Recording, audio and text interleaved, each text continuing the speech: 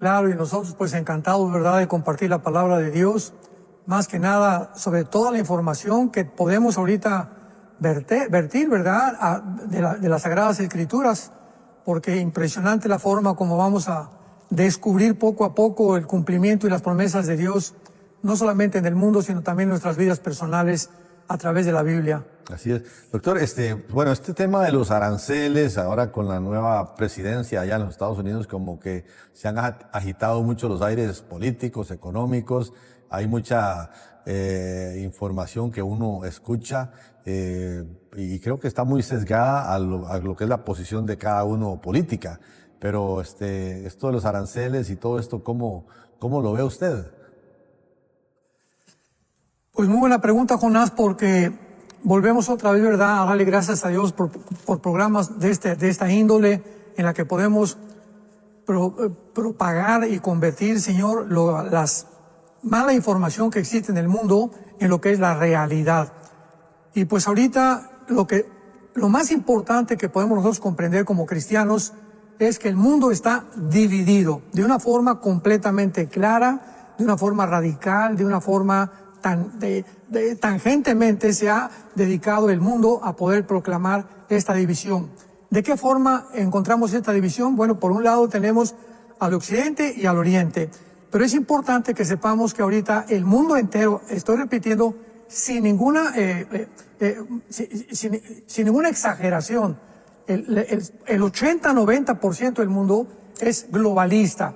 ¿A qué me refiero? Europa es globalista, las Naciones Unidas, la Organización Mundial de la Salud, principalmente el Foro Económico Mundial, las sociedades secretas, las sociedades privadas como la de George Soros, la de David Rockefeller, etcétera, etcétera, todas están con el mismo propósito de establecer un gobierno mundial, robarles a las naciones su soberanía para que sea una élite nada más la que gobierne el mundo en los próximos años. ¿Quién está en contra de esta agenda y de esta ideología? Pues el presidente Trump, el primer ministro Netanyahu, el presidente de Argentina, el presidente Bukele, ¿verdad? Son 3, 4 gobernantes que están oponiéndose a esta agenda bárbara, porque es una presión impresionante si le agregamos que tienen de parte de ellos los medios de comunicación. Entonces los medios de comunicación se han encargado ahora de que el presidente Trump, al entrar inmediatamente, ha puesto aranceles en México, ha puesto aranceles en China, en Canadá, de acusarlo que es un dictador, que está rompiendo la bolsa de Wall Street, que toda la economía se va a ir a pique, etcétera, etcétera, con el propósito de desprestigiar sus políticas económicas principalmente. Sin embargo, ¿qué se encuentra detrás de estas políticas económicas de Trump? Bueno, no es muy lejos para poder imaginarnos que México, ¿verdad?, se encuentra en una posición peligrosísima desde hace algún tiempo, ya que está una unión muy fuerte entre los cárteles de las drogas y el Estado. O sea, ya se ha clasificado a México como un Estado narco y al mismo tiempo con la beneficencia de grupos terroristas, porque a los cárteles ya se les calificó como grupos terroristas. Entonces, Estados Unidos no se va a quedar con los brazos cruzados. Tiene que poner una presión sobre el gobierno para que el gobierno pueda mandar al ejército a la frontera entre Estados Unidos y México para impedir el cruce ya de cientos de miles, estamos hablando de miles de personas que han atravesado en la administración pasada del presidente Biden a Estados Unidos. Estamos hablando no solamente de mexicanos, guatemaltecos, nicaragüenses que quieren trabajar realmente, honradamente, sino que mezclados con este grupo de personas honestas hay una gran cantidad de grupos terroristas que ya se infiltraron como Hezbollah, como de Hamas a Estados Unidos, con el propósito de establecer pues ya ataques terroristas contra el país. Estados Unidos se da cuenta de esto y tiene que bloquear. Entonces México no hace caso. ¿Cómo van a presionar al gobierno mexicano más que a través de un impuesto, ¿verdad?, o a través de aranceles en el que el gobierno mexicano sienta la presión económica y tenga que responder? Y esta es la razón de esta presión en contra de México. Los mexicanos deberíamos estar contentos de que por un lado ya este narcoestado de secuestros, de violaciones, de tráfico humano tenga que detenerse de alguna manera, que ya se detenga toda esta ideología de género en las escuelas para que podamos vivir ya en paz. Y esto está lográndose a través de los aranceles. Perdón.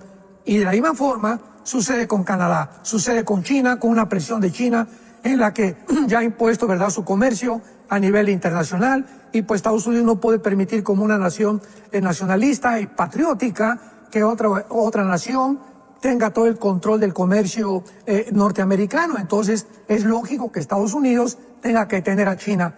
Si no entendemos esto, no entendemos nada de lo que está pasando en el mundo.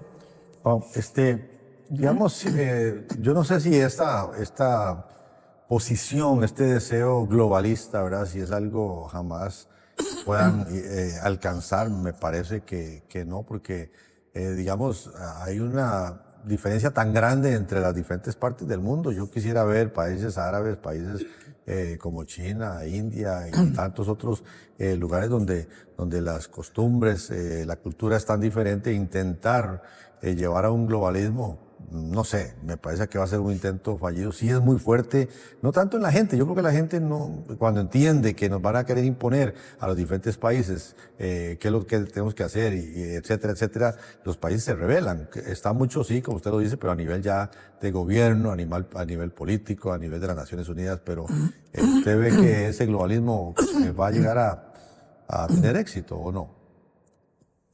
Claro, o sea, un ejemplo es grandemente manifestado en la Unión Europea. ¿Qué está pasando ahorita en Hungría? ¿Qué está pasando en Rumania? ¿Qué está pasando en Grecia? La gente se está levantando. Por ejemplo, en Rumania, pues el gobierno de repente les imponen, había ganado una persona de la derecha, y le imponen ahora, la Unión Europea le impone al gobierno de Rumania o al pueblo un gobierno completamente globalista. O sea, vemos de qué forma la Unión Europea se está convirtiendo ya en una dictadura global. En Hungría lo mismo. El primer ministro de Hungría es completamente de derecha. Están cansados ya de esta imposición de un gobierno dictatorial, totalitario, globalista.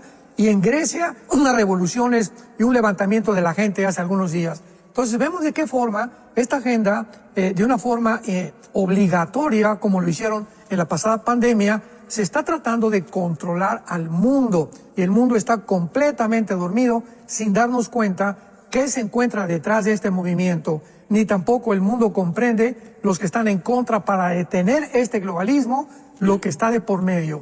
Mientras no abramos los ojos y no entendamos lo que está pasando, no vamos a entender tampoco la Biblia. Cuando estaba por aquí usted, don Armando, estaba todo este tema de que se habían molestado el presidente de Ucrania y el presidente de los Estados Unidos, y se terminó la reunión, quedó el almuerzo ahí enfriándose y no comieron. Y bueno, pero ya ahora parece que hay un acercamiento nuevamente, como que los países están comprometiendo a firmar este acuerdo por los minerales raros, no sé cómo se llama ahí. Entonces como que ya viene esa parte, y firmaron una intención de cese al fuego por 30 días. Estados Unidos y Ucrania parece que se lo están presentando a Rusia, a ver qué dicen, pero bueno, si se aceptara esto, por lo menos va a haber un cese al fuego por 30 días, a ver si pueden buscar una salida política, negociada a todo este problema. Claro, bueno, comprendemos claramente, ¿verdad?, el interés que tiene ahorita Putin, principalmente, no tanto de invadir a Ucrania, sino de detener e impedir que la Unión Europea, con Estados Unidos, con la antigua administración, iban a poner misiles nucleares apuntando hacia Moscú. Lo hemos explicado claramente esto desde hace bastante tiempo, de que esto fue lo que obligó al presidente Putin a rodear Ucrania con 150,000 soldados, cuando veía que ya estaba acercándose Europa, Alemania, Estados Unidos, bajo la orden del presidente Biden de ya poner armamento más pesado. Tuvo que entrar a Ucrania con soldados para poder evitar esta invasión.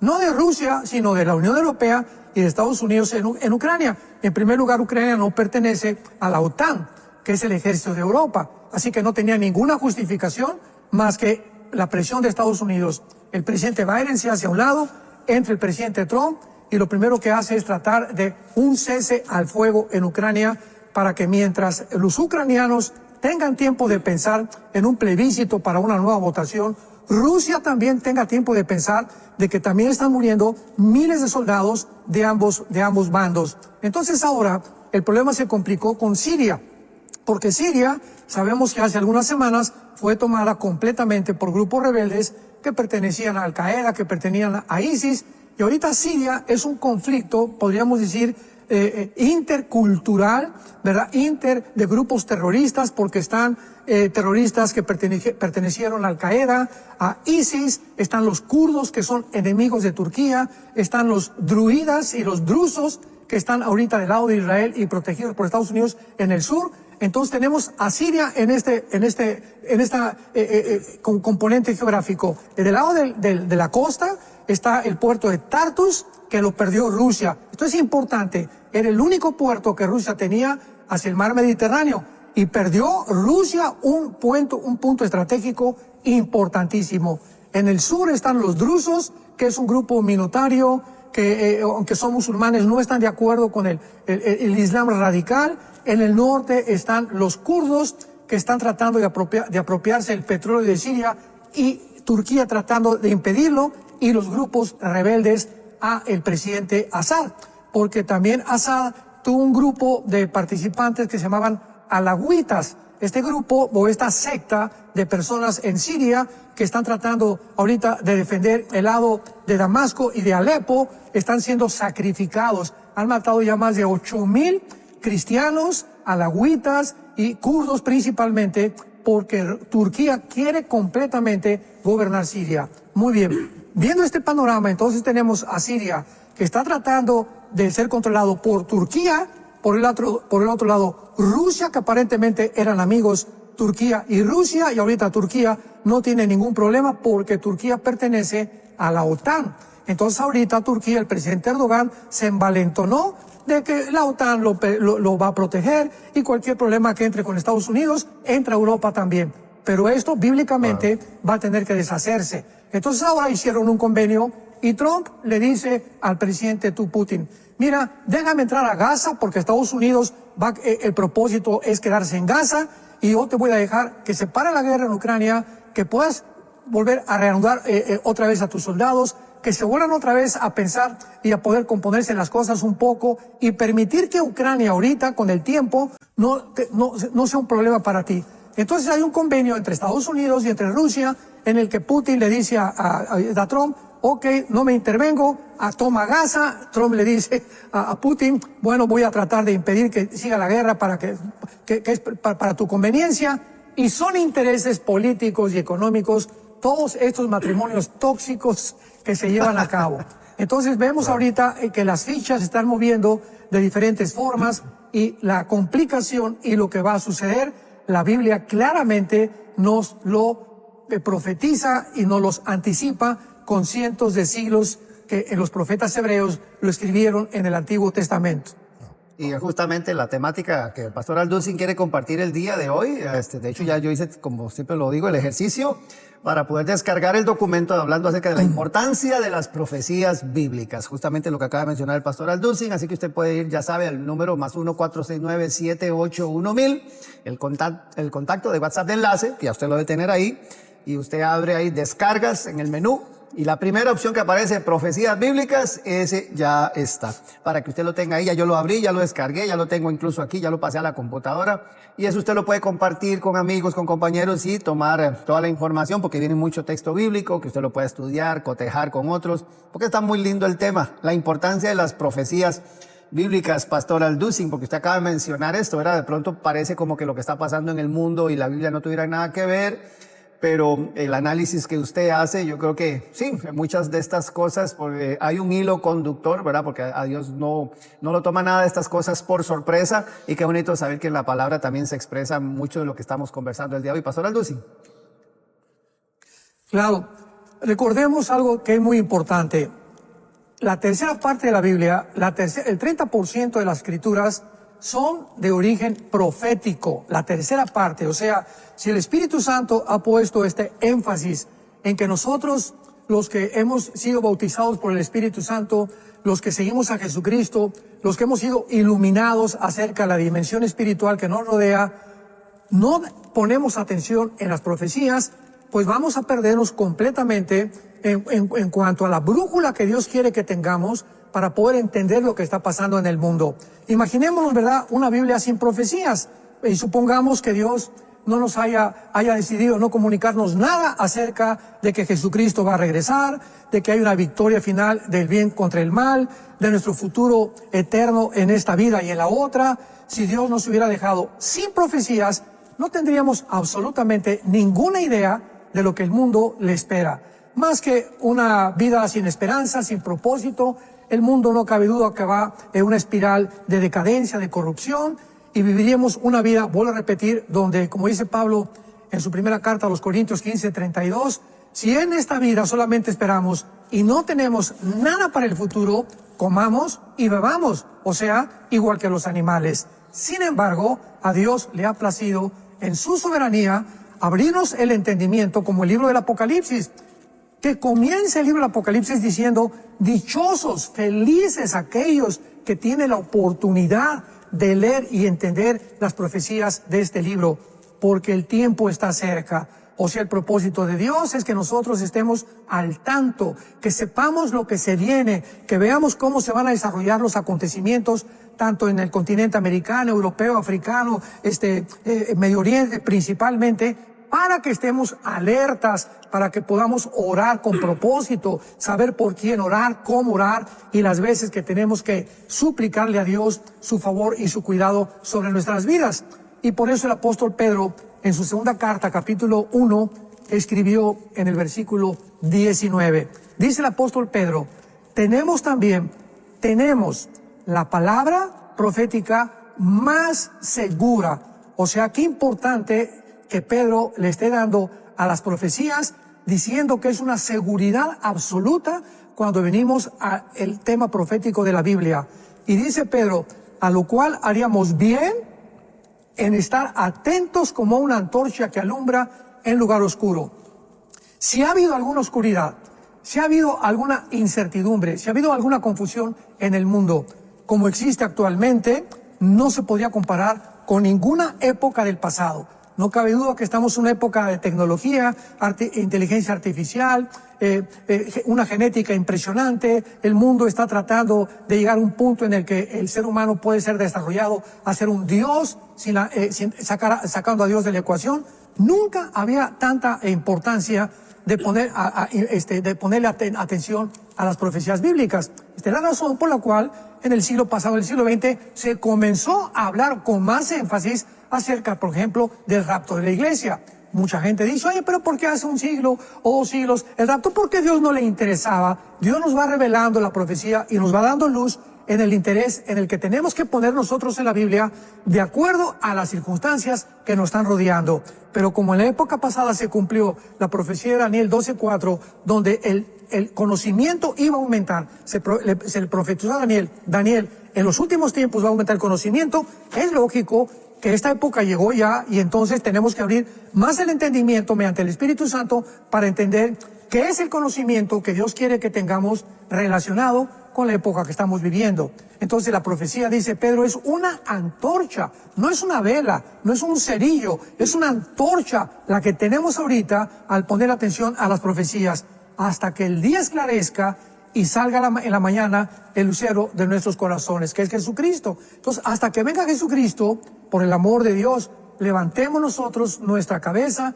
busquemos a Dios en la Biblia, tratemos de interesarnos más en el área profética, que se ha olvidado durante mucho tiempo por temores, por miedos, por falta de un estudio diligente y profundo de la palabra de Dios, porque no quiero caer en errores. Bueno, es que caemos en errores todos los cristianos, no somos perfectos, pero de eso a que perdamos completamente el interés, hay un punto muy distante. Así que tenemos que poner atención sobre todo el tiempo y más que nunca en las profecías bíblicas. Exactamente, Pastor Alducin, y conforme usted lo está plasmando aquí en el documento, ahora que hace toda esta introducción tan importante acerca de esto, ¿verdad? Y saber de que independientemente o viendo más bien de cerca los acontecimientos mundiales, podemos nosotros tener una esperanza y usted pone aquí 4 puntos muy importantes y el primero de ellos, que creo que es algo que nosotros como hijos de Dios debemos entender, ¿verdad? Definitivamente ese enfoque eterno que nos dan las Sagradas Escrituras, ¿verdad? Nuestra esperanza, esa que aguardamos, como dice el apóstol Pablo, el mismo apóstol Pedro, a la que hemos sido llamados, un enfoque eterno, ¿verdad? Cómo debemos nosotros ubicarnos bien y visualizarla muy bien, Pastor Alducin. Muy bien. Por ejemplo, el profeta Isaías, en el capítulo 44, hace aproximadamente 2700 años, nos describe la forma como Dios le habló en ese tiempo, que es una profecía para nuestros tiempos, para que nosotros, vuelvo a repetir, tanto los profetas del Antiguo Testamento como los apóstoles pusieron énfasis especial en las profecías bíblicas. Dice así, Isaías 44, versículo 6. Así dice Jehová, Rey de Israel, y su Redentor, Jehová de los ejércitos. Yo soy el primero y yo soy el postrero, y fuera de mí no hay Dios. Comienza Dios diciéndonos, yo soy el alfa, yo soy el omega, yo soy la primera letra del alfabeto hebreo, que son 22 letras, yo soy la última. ¿Qué significa esto? Que desde el principio hasta el final, yo conozco perfectamente lo que va a suceder, porque vive Dios en otra dimensión. Entonces, desde ese punto de vista, tenemos que venir a la única fuente de información, que es Dios. Dios es el único que sabe cómo es el universo, cómo es el ser humano, quiénes somos los seres humanos. No lo dice el psicólogo, no lo dice el psiquiatra, no lo dice el antropólogo, no lo dice el paleontólogo, lo dice Dios. Tenemos que darle la autoridad a Dios, por qué Dios usó el sexo. Solo Dios nos puede decir por qué, para el impulso biológico del sexo, cómo lo podemos usar, por qué no lo podemos usar fuera de la dimensión que Él lo ha establecido. En fin, esto es importante para que podamos nosotros depositar nuestra confianza en el Dios de la Biblia. Y dice a continuación, ya desafiándonos Dios, versículo 7. ¿Y quién Dios está desafiando? ¿Quién? ¿Quién proclamará lo venidero? Lo declarará y lo pondrá en orden delante de mí, como hago yo desde que establecí el pueblo antiguo. Dios dice, busca a los astrólogos, busca a los chamanes, busca a los brujos, busca a Rasputín, busca a todos aquellos que se han proclamado como profetas. ¿Quién de todos los libros, si el Torá, si en el Torá no puedes encontrar esta información como en ningún otro libro, ninguno como el Corán de los musulmanes? ¿Qué profecías encontramos en el Corán? ¿Qué profecías encontramos en el Tripitaka de Buda? ¿Qué profecías encontramos en los libros de Vishnu y Tribu y Shiva, que es de los hindúes? ¿Qué otro libro sagrado nos puede delinear el orden de la historia? ¿Qué imperios después de Egipto iba a salir? Los asirios, los babilonios, los griegos, los medopersas. ¿Quién ha puesto en orden la historia? ¿Quién más que Jesucristo nos dijo, en los últimos tiempos vendrán guerras, rumores de guerras, pestes, hambres? ¿Quién ha puesto este orden tan perfecto que solamente se le puede ser atribuido a Dios? Es lo que Dios está desafiando actualmente al mundo. Lo encontramos, ¿verdad?, en las Escrituras. Y dice Dios, por cuanto yo les he dicho a ustedes el principio y el fin, no tengan miedo. No tengan miedo. Esta es la frase desde el Génesis hasta el Apocalipsis que tenemos que impregnar en nuestra mente, en nuestro corazón. No tengamos miedo de nada, porque si Dios con nosotros, ¿quién contra nosotros? Todo lo que se venga en el mundo está escrito y tenemos la protección de Dios. Él es nuestro guarda, no nos dará nuestro pie al resbaladero. Jehová es el que guarda nuestra entrada, nuestra salida. Él es nuestro pastor. Tenemos que confiar hoy más que nunca en Él. No tengan miedo, ustedes son testigos, no hay Dios sino solo yo. Esta perspectiva de la eternidad y de la seguridad de lo que viene, es lo que nos hace vivir confiados, es lo que nos hace vivir con fe, es lo que nos hace vivir con esperanza. Y es lo que nos promueve también, como lo vamos a ver más adelante, a compartir el Evangelio. Sí, esa viene como punto 3, pero antes está el punto número 2. Recordar eso a las hermanos y hermanas que nos están viendo, que el documento justamente que está compartiendo el pastor Alducin el día de hoy, la importancia de las profecías bíblicas, si usted lo quiere tener físicamente o ahí en un formato digital, lo puede descargar a través del número de WhatsApp de enlace que está al pie de la pantalla, más 1-469-781-1000. Y ahí en descargas, la primera opción que aparece en descargas es la de profecías bíblicas, si usted lo puede tener. Y también es bueno recordar que este programa a partir de mañana, esto está siendo grabado y a partir de mañana estará en la plataforma de Enlace Plus. Así que con documento en mano, con video a disposición, usted puede repasar una y otra vez y compartirlo con sus amigos, hacer sus grupos de estudio, porque creo que esto es muy importante que usted lo pueda tener. Pastor Alducin, al segundo punto que usted menciona aquí, creo que es muy importante también, como esto nos motiva a la pureza. A ver si usted se refiere un poquito acerca de esto a continuación. En vista de que tenemos un futuro ya garantizado, en vista que el que dio su vida en la cruz, Jesucristo, que fue crucificado, fue muerto, fue enterrado y fue resucitado a los 3 días y venció la muerte a través de su resurrección para darnos la esperanza, vuelvo a repetir, de que no somos animales, de que en esta vida no termina nada, en todo, sino que después de la muerte vamos a continuar. Vivimos aquí como peregrinos en este mundo, atravesando como legionarios este mundo nada más, para que podamos entender que viene otra vida el día que muramos. Y como dice Eclesiastés, muchas veces es mejor el día de la muerte que de la vida, ¿verdad? Porque cuando nacemos físicamente, nacemos llorando a un mundo donde vamos a llorar, donde estamos sufriendo, vamos a morir sufriendo, muchos de nosotros, y tal vez después de esta vida, los que pusieron su confianza en Cristo, despertarán como el cocuyo, ¿verdad? Que se levanta y que está pegado para poder abrir el caparazón y que salga la mariposa. Así es la resurrección de los muertos. Vamos a resucitar a una vida completamente maravillosa, donde vamos a tener confianza de haber puesto nuestra vida en Jesucristo. Y esta es la razón por la cual el apóstol Pedro, en su primera carta, en el capítulo 1, nos dice en el versículo 3 en adelante, teniendo en cuenta que la resurrección de los muertos es real y de que el mundo se acerca a un punto clave, culminante, donde todo va a terminar, como hijos obedientes, dice la Biblia, sillan los lomos de vuestro entendimiento. Primera de Pedro 1, versículo 13 en adelante. Y esperen por completo, esperemos. Es una vida de esperanza la vida cristiana, en la gracia que se nos traerá cuando Jesucristo sea manifestado. Escuchemos esto. Como hijos obedientes, el cristiano está llamado a la obediencia. Si no hay obediencia, no hay bendición. Dios premia la obediencia, Dios premia la humildad, Dios premia el temor de Dios. No nos conformemos a los deseos que antes teníamos cuando vivíamos en la ignorancia, sino que como aquel que nos llamó es santo, también ustedes sean santos en toda su manera de vivir. Porque escrito está, sean santos porque yo soy santo. Y si invocamos por Padre a aquel que sin acepción de personas juzga la obra de todos nosotros y de cada uno, conduzcámonos en el temor durante todo el tiempo de nuestra peregrinación.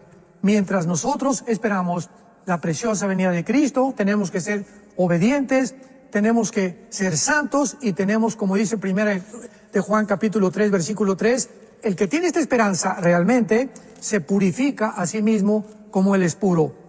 Hemos visto finalmente en este segundo punto cómo en estos últimos tiempos, en estos últimos años, ha habido un declive completo en el área moral. No solamente por la presión tan grande del globalismo, que querían imponer pues la ideología de género en las escuelas, que querían ya mutilar a los niños a los 12 años de edad para convertirlos en productos transgénero, etcétera, etcétera. Y toda esta publicidad, toda esta influencia que se vino sobre el mundo, toda esta propagación de tantas maldiciones ha afectado a muchísimos líderes dentro de nuestras iglesias a nivel mundial. Y ha habido muchos casos, ¿verdad?, donde pues hemos oído tristemente que han caído en pecados sexuales, cristianos que también caen en pecados sexuales, muchachos que embarazan a su novia antes de tiempo, en fin. Vivimos un mundo donde el aspecto sexual se ha exagerado. Por todos lados hay anuncios ya de sexo, toda la pasta de dientes con sexo, la pasta Colgate con anuncios, los refrescos con anuncios sexuales. Estamos rodeados con una presión impresionante y si le agregamos a esto que muchas mujeres ya han perdido completamente el recato, la dignidad, como dice 1 Timoteo capítulo 2, que las mujeres se vistan, ¿verdad?, con pudor, que significa conforme a la moral cristiana, para que aprendan de Sara, que se pone como ejemplo, la esposa de Abraham. Entonces, si tú eres una mujer cristiana, pues no tienes la necesidad de ponerte un escote hasta por acá, o faldas, minifaldas, ¿verdad?, sino que la mujer cristiana tiene que ya no atraer jamás la atención de los hombres hacia su cuerpo. Lo mismo los hombres. Hay hombres ahorita, ¿verdad? Muchos son cristianos que se ponen muy fuertes y todo y predican con camisetas aquí muy apretadas para enseñar los músculos. Y yo les digo también lo mismo, ¿verdad? ¿Por qué tienes que exhibir tu cuerpo? Porque también a las mujeres tienen tentaciones como nosotros. Entonces, ¿por qué vamos a provocar a las mujeres y las mujeres a los hombres en la forma en la que nosotros nos vestimos? Esto es lo que se trata y lo que el apóstol Pablo quiere decir en 1 Corintios capítulo 6, versículo 15. ¿Qué no saben que sus cuerpos son miembros de Cristo?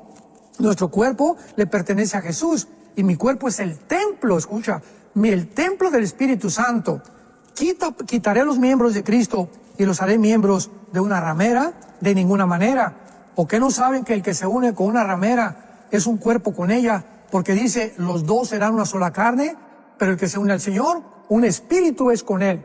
¿Qué importancia le da el apóstol Pablo a la relación física de la pureza sexual en el cristianismo? Que tenemos que despertar y darnos cuenta que puede ser la ocasión para que a lo mejor comenzaste muy bien, pero no todos terminan igual. Se trata de comenzar bien y terminar bien también. Porque aunque muchos han comenzado muy bien y Dios los usa y son predicadores o misioneros, o te da Dios el favor de tener una fábrica y de tener una empresa para que puedas tú ayudar a la obra de Dios, algo pasa a la mitad de tu camino cuando no tienes carácter, que puede ser en el área sexual, que termine completamente con tu vida, con tu familia, con tu negocio y con tu relación con Dios.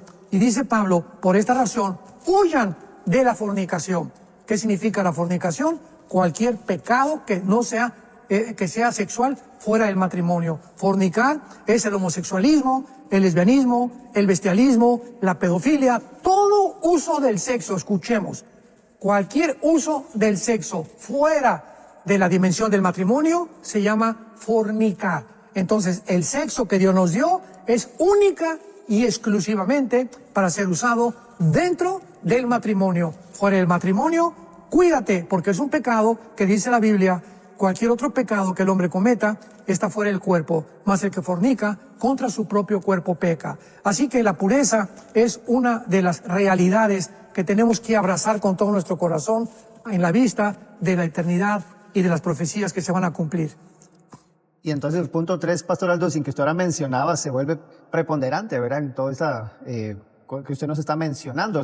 Recordarle que estamos hablando acerca de la importancia de las profecías bíblicas, el documento que él ha compartido hoy, en el WhatsApp de enlace usted lo puede descargar. Viene el punto 3 tan importante, apresurándonos a compartir el evangelio, porque entonces sí la gente necesita tener la información correcta y para tener esa esperanza y que la luz del evangelio se la proporciona, Pastor Alducin.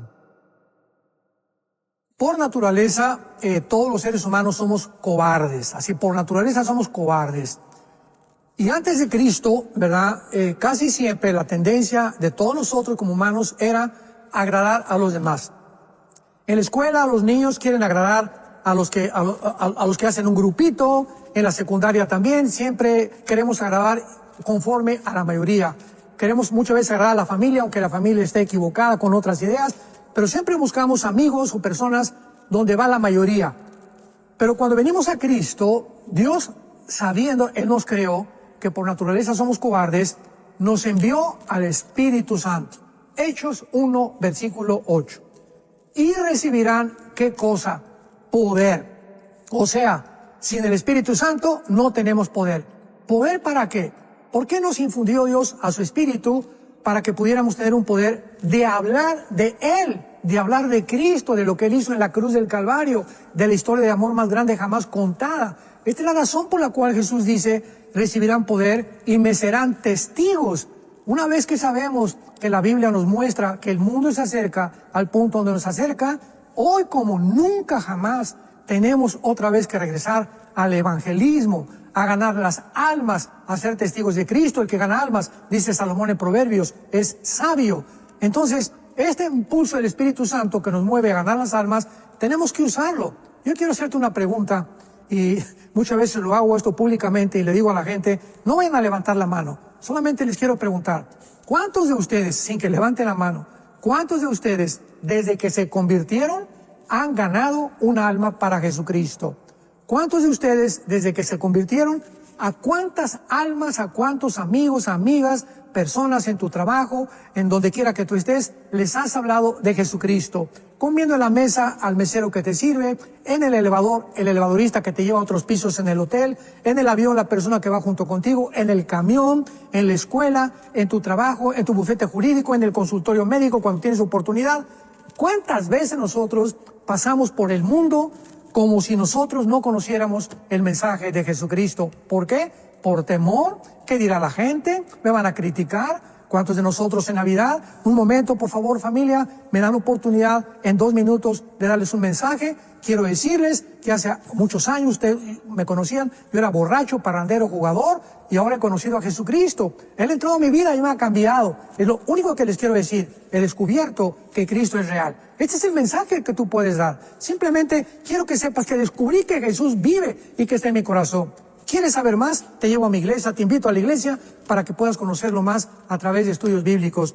Pero cuando perdamos nosotros la visión que Dios nos da de que somos testigos, hemos perdido todo. Así que sería bien en este momento que tu conciencia sea redarguida por el Espíritu Santo y puedas analizarte realmente si estás en la fe. Eres cristiano, vas a tener una pasión, un fuego, algo inesperado, algo sobrenatural que te empuja. No importa el precio que vayas a pagar ni lo que la gente vaya a decir, de hablar de Jesucristo. Si tú no tienes esta fuerza y esta manifestación del Espíritu Santo, hay muchas características que podríamos mencionar, y una de ellas que podría ser que tal vez ni siquiera eres cristiano.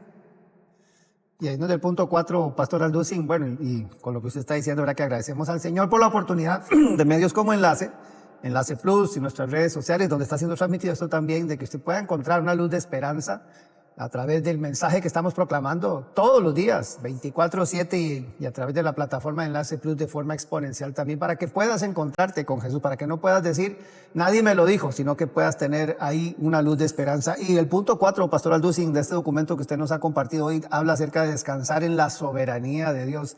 Qué bonita forma de cerrar esta parte, Pastor Alducin, porque también ya están ingresando preguntas, pero descansar en la soberanía de Dios, Pastor Alducin. Bueno, aquí es muy importante recordar que la palabra soberano significa que Dios, como dice en Isaías 40, no hay nadie que le pueda aconsejar. Ni el arcángel Gabriel, ni ningún querubín, ninguna criatura en el universo le podría acercarse a Dios y decirle, lo que hiciste, yo lo haría de otra manera, o lo que hiciste estaría mal. Porque denotaría, pues, que la persona que se atreva a criticar o querer decirle a Dios, pues mira, si yo fuera Dios no hubiera permitido el mal en el mundo, o no hubiera permitido las guerras, etcétera, etcétera, te estás colocando en una posición de soberbia, simplemente porque crees que tú eres mejor que Dios, que tienes una idea, que tienes una perspectiva mucho mejor si tú fueras Dios, sin entender, como lo vemos con los aranceles y como lo vemos con lo que está pasando en el Medio Oriente. Si así con esta mente tan chiquita criticamos cosas que no sabemos, ni acusamos a personas que no conocemos realmente de cosas que ni siquiera ellos son culpables, imaginémonos ahora tratar de sentarnos en una silla y convertirnos en jueces en contra de Dios. Dice en Isaías 46, el profeta Isaías 46, versículo 9, acuérdense de las cosas pasadas y de los tiempos antiguos, porque yo soy Dios y no hay Dios y nada semejante a mí, que anuncio lo por venir desde el principio y desde la antigüedad, como ya lo vimos anteriormente, lo que aún no era hecho, y mi consejo permanecerá. Mi consejo, lo que Dios ha determinado, se va a cumplir y Dios hará lo que Él quiere. ¿Qué es lo que Dios quiere? Romanos 12, versículo 2.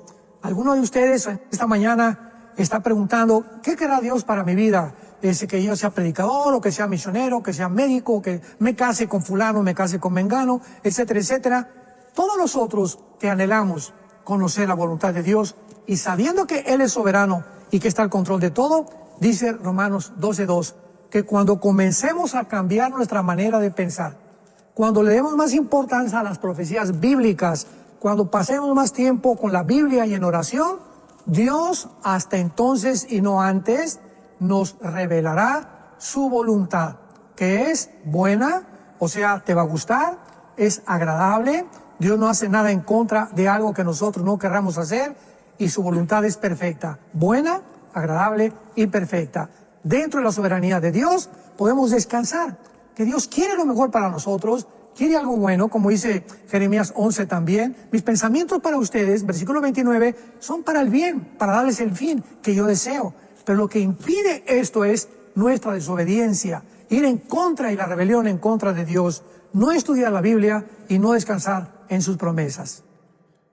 Aprovechando la oportunidad que muchos nos están viendo, yo sé que tal vez algunos están sintiendo que hoy deben entregar su vida a Cristo Jesús. Sería muy bonito que lo pueda hacer en este momento. Están entrando preguntas, recordarles que puede hacer sus preguntas a través de las diferentes redes sociales y otras formas también, la página web de Enlace, pero están preguntando sobre la eutanasia, sobre la cronología de Apocalipsis, etcétera, etcétera. Pero primero, si pudiéramos invitar a estas personas que puedan abrir su corazón al Señor hoy. Adelante con las preguntas. No, pero hagamos la invitación para que puedan aceptar al Señor los que quieran hacerlo hoy, don Armando. Muy bien, bueno, vamos antes que nada, ¿verdad? Que en este momento que Dios te ha concedido en su soberanía, en su bondad, en la pureza que hay en su esencia, en su ser, en la persona de su Hijo Jesucristo, que tú oigas estas palabras mientras estemos hablando la Biblia. Dios te está hablando. Y tú no sabes si Dios te va a volver a hablar de la misma manera hoy, en la noche, o mañana, o pasado. Cuando oigas su voz, no te endurezcas. En este momento, Dios quiere que Él sepa, que tú sepas que Él te ama.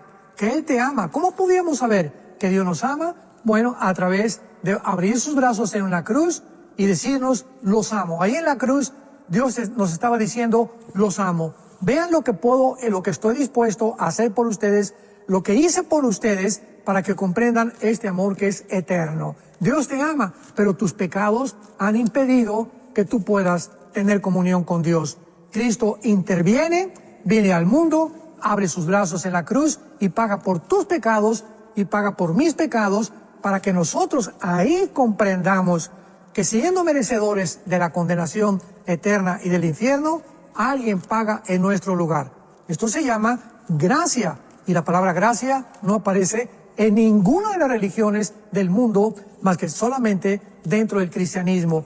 La gracia es un favor que Dios nos da cuando no lo merecemos, que necesitas arrepentirte de tu vida, pedirle perdón a Dios por tu vida y decirle en este momento, Señor, te pido perdón por mis pecados.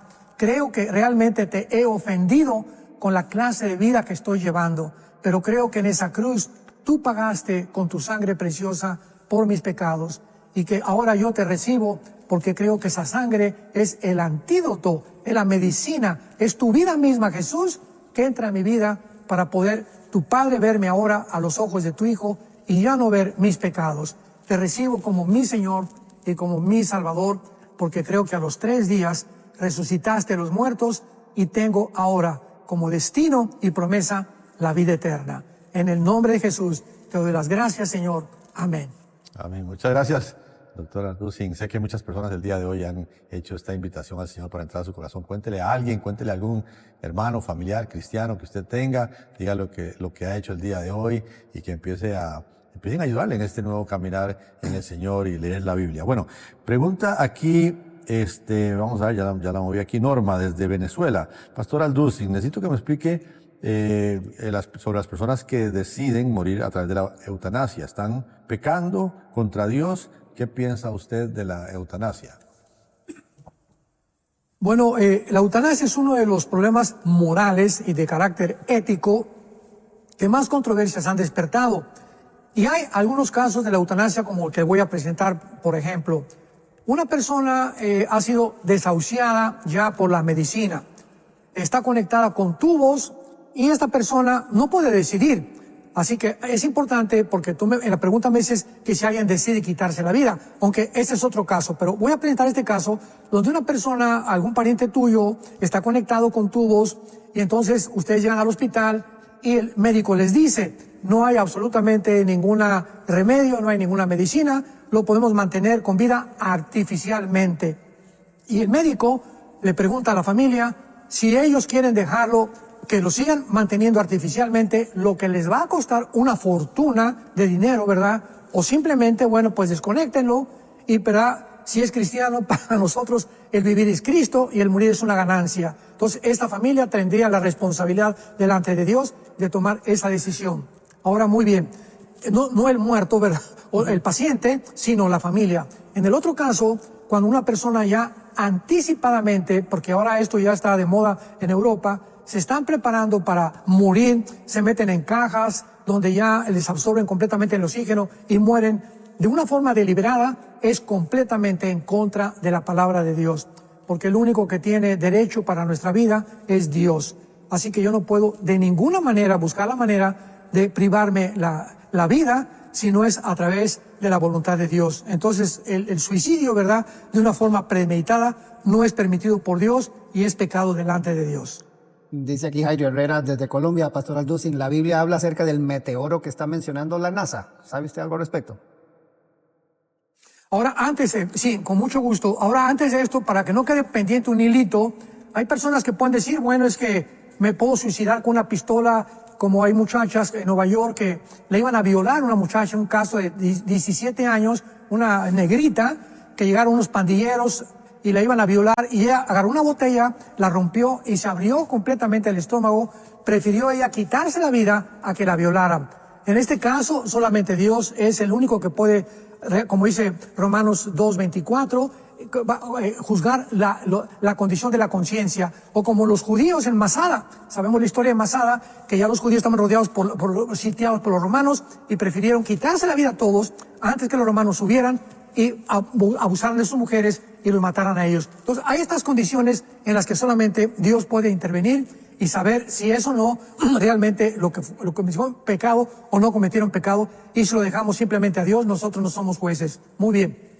En cuanto a lo del meteoro, han habido muchas controversias, lo mismo, repito otra vez, la NASA ha cambiado más de 3 o 4 veces en menos de un mes acerca del famoso meteoro, que si se acerca, que si no se acerca, que tiene este tamaño, que tiene este kilómetros, etcétera, etcétera. Entonces, ¿qué podemos decir nosotros? Nada más que lo que nos puede revelar. La Biblia nos habla de que los meteoros caerán durante el tiempo de la tribulación. Dice Mari Ernst desde Argentina, ¿qué opina usted sobre el chip de Elon Musk? ¿Qué opino del chiste de Elon Musk? El chip.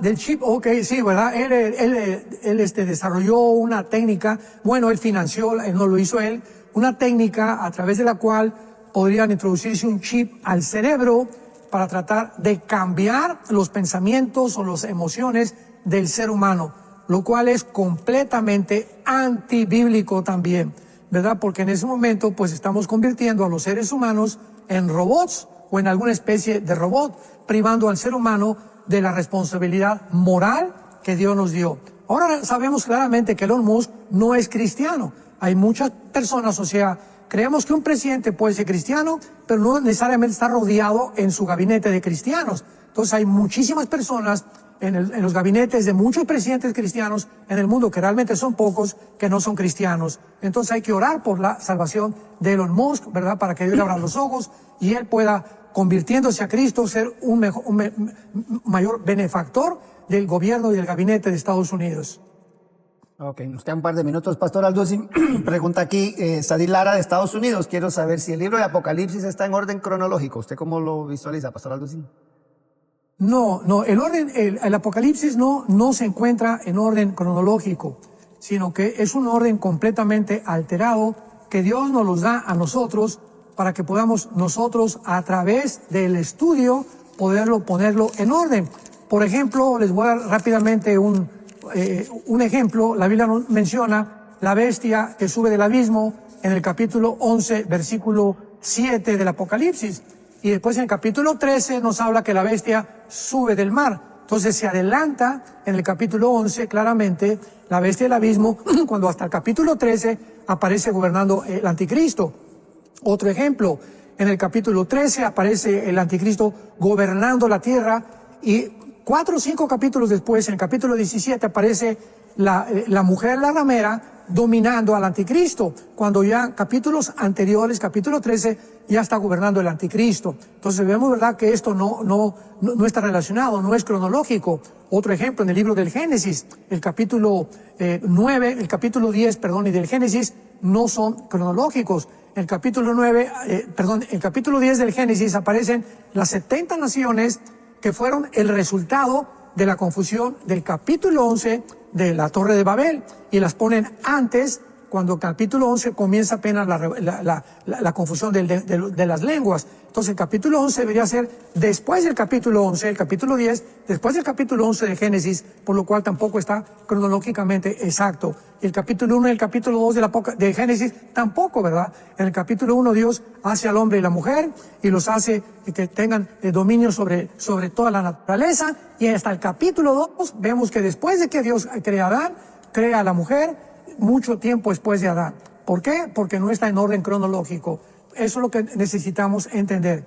La Biblia dice, me parece en Isaías 25:2, que Dios pone en orden las cosas y es honra del hombre el que el hombre las pueda acomodar.